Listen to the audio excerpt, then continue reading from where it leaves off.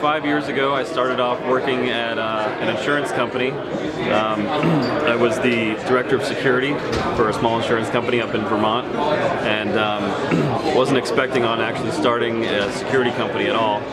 I created the Pwnie plug in August 2010, and I put it on my personal blog at the time, and I wasn't expecting too much out of that. It was just a side project at the time. But the first 10 orders included several Fortune 50 corporations buying Pwnie plugs for 180 bucks a pop. So once that happened, I added, I saw who the customer was. I started understanding better what they were looking for in our products. So I added in, some more enterprise class features and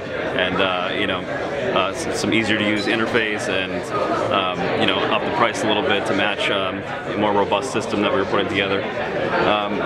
Still wasn't expecting too much out of it, but then in 2011 sales doubled every month for a period of 6 months, and that's when I left my day job in June of 2011.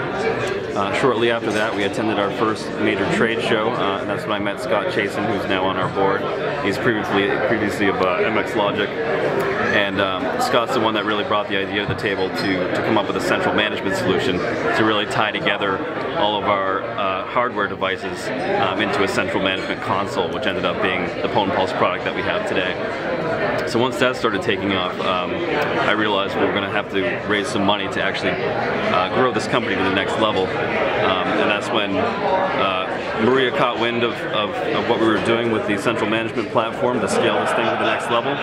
Maria from 406 Ventures, and she and Fairhaven Capital ended up closing a $5 million A round with us in 2013. Shortly after that, I brought Paul Padgett on board, previously of Core Security, as our CEO.